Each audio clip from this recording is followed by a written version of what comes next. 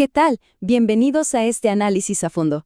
Hoy vamos a sumergirnos en un material súper interesante que aborda un dilema que, seamos sinceros, a todos nos toca de una u otra forma: el sufrimiento humano. Basado en la historia bíblica del libro de Job, este documento nos presenta un marco teológico que propone un cambio radical de perspectiva. O sea, nos sugiere que las mayores adversidades no son un castigo divino, sino más bien una preparación profunda.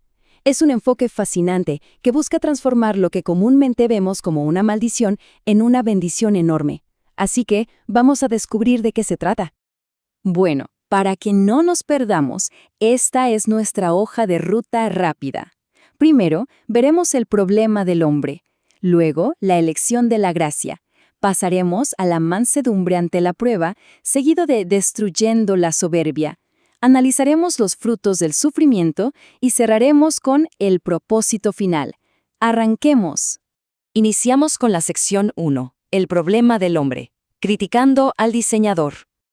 Para entender la raíz de este conflicto, el texto nos presenta un argumento muy claro, y esto ilustra de manera brillante la postura del autor. Utilizando una metáfora del libro de Isaías, nos expone lo ilógico que resulta que el barro le reclame al alfarero diciendo: «Oye, ¿qué haces?». La premisa central aquí es que criticar nuestro propio diseño, ya sean nuestras imperfecciones o nuestras circunstancias difíciles, es, en el fondo, criticar al diseñador mismo. Es como asumir que nuestra sabiduría humana de repente superó a la sabiduría divina. Y para respaldar esto, el texto contrasta las reacciones de un par de figuras históricas. Pensemos en estos ejemplos. Por un lado, tenemos a la generación de Israel en el desierto. Sus quejas constantes cerraron sus corazones por completo y les impidieron avanzar. Del otro lado está la historia del rey Nabucodonosor, un líder que, al llenarse de soberbia, terminó humillado y viviendo como un animal en el campo por 7 años, hasta que finalmente aprendió la lección y dejó de cuestionar esa voluntad suprema. O sea, las consecuencias de pelear con el Creador son bastante serias, según el documento. Pasamos a la sección 2. La elección de la gracia. Una sustancia divina. Ojo aquí, porque lo que es realmente interesante de este concepto es cómo el texto redefine la gracia. No nos la presenta como una idea abstracta o un simple concepto bonito y ya, sino literalmente como una sustancia divina. Y es una sustancia súper dinámica que se imparte justo en tiempos de necesidad. Lo mejor de todo es que aumenta a medida que aumentan las presiones. Básicamente, a mayor crisis, mayor es la provisión de esta sustancia. Funciona como un apoyo que escala según la gravedad del problema. Para aterrizar esto en la vida real, el autor nos cuenta una anécdota moderna con la que la verdad es muy fácil empatizar. Imagínense esta escena. Una mujer llamada Audrey Bailey, recién salida de una delicada cirugía a corazón abierto, sufre una caída súper dolorosa en el hospital por un descuido de otros. Fracturada, adolorida, su reacción inicial fue, bueno, la más humana del mundo. En su interior pensó: «Señor, ¿de verdad no podría yo quejarme un poquitito? ¿Y quién de nosotros no lo pensaría en su lugar, verdad?». Pero, y aquí viene el giro, la respuesta divina que ella relata haber recibido nos expone un principio teológico tremendo sobre nuestro libre albedrío frente al sufrimiento. La respuesta fue clarísima. Cada persona tiene la libertad total de elegir si convierte una tragedia en una carga insoportable o en una oportunidad. Esa frase final, «tú decides», nos subraya que, aunque no elegimos el dolor que nos llega, sí tenemos el control absoluto sobre cómo respondemos interiormente a él. Entonces, el punto crucial radica en este contraste. Recibir la gracia transforma la adversidad en una oportunidad. Es como un peldaño que nos ayuda a mejorarnos. En cambio, si decidimos rechazar esa gracia, la mismita situación se convierte en una dura prueba, un obstáculo que tristemente nos va a amargar la vida. Al final del día, el texto argumenta que es nuestra actitud interior la que dicta el resultado final, no lo que nos está pasando por fuera. Y esto nos lleva a la sección 3, mansedumbre ante la prueba, rendición santa. A ver, cuando escuchamos mansedumbre, a veces pensamos en pasividad o debilidad, ¿cierto? Pero aquí encontramos una redefinición fascinante. El texto la describe como una decisión 100% activa, es decidir no vengarse y tener una santa aceptación de las circunstancias. La verdadera mansedumbre, según este análisis, significa rendir nuestros derechos personales y aceptar la disciplina sin guardar ningún resentimiento ni ira. O sea, no es ceder ante otras personas, es ceder ante el diseño divino. Y para ilustrar el impacto de esta actitud, El autor usa una metáfora natural que, literalmente, da en el clavo. Pensemos en el sol.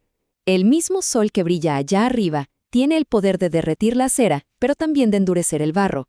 Exactamente de la misma manera, el calor de una misma prueba puede ablandar un corazón que está receptivo o endurecer un corazón rebelde, llenándolo de ira. El fuego exterior es idéntico para todos. La diferencia está puramente en el material interior de quien lo recibe. Seguimos con la sección 4, destruyendo la soberbia, el mayor obstáculo. Ahora, para lograr llegar a esa famosa mansedumbre, el dolor tiene un objetivo muy específico. Ataca a nuestro mayor enemigo interno, la soberbia. El documento argumenta que el sufrimiento saca a la luz esas motivaciones ocultas que ni nosotros mismos vemos con claridad. Actúa como una especie de túnel oscuro, sí, pero un túnel completamente seguro, para evitar que nos descarriemos del camino. Y al final de ese túnel se forja la humildad, que resulta ser el requisito indispensable para poder recibir aún más de esa gracia divina de la que hablábamos. Es un proceso circular perfecto. Vamos a ver cómo se construye esto en la sección 5. Frutos del sufrimiento. Purificación y madurez. Fíjense que el autor detalla hasta 23 propósitos diferentes detrás de las pruebas, pero para no perdernos, los hemos agrupado temáticamente. El primer grupo se centra en la purificación interna. Aquí se sostiene que el fracaso y la humillación literalmente queman nuestra rudeza, haciéndonos personas mucho más tiernas y compasivas. Además, el sufrimiento frena nuestra tendencia a cometer los mismos errores y purifica nuestra fe personal, refinándola exactamente como se refina el oro en el fuego.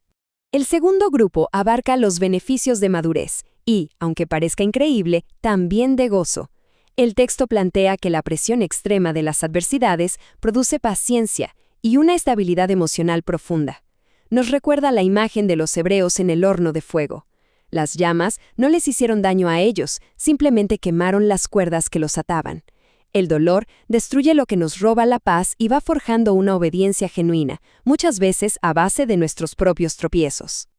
Y el tercer grupo es hermoso porque trasciende a la persona y empieza a impactar a los demás.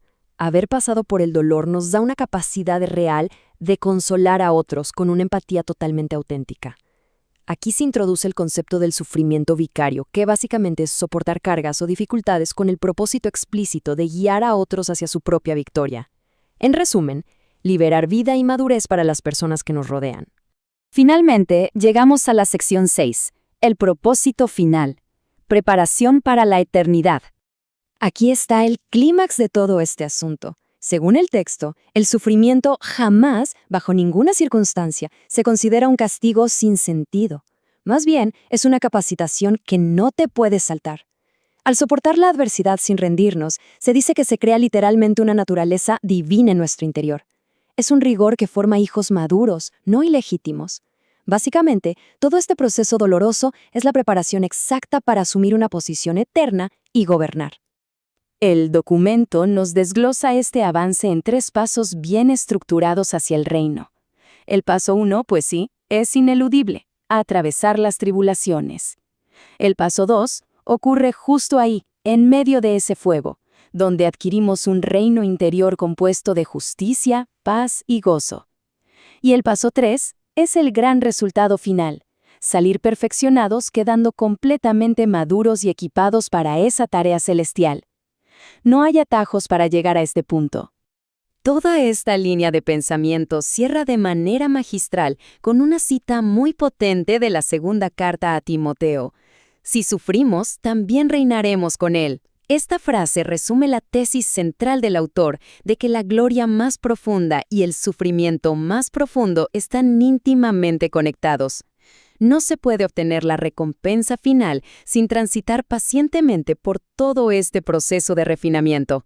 Y con esto cerramos nuestra revisión.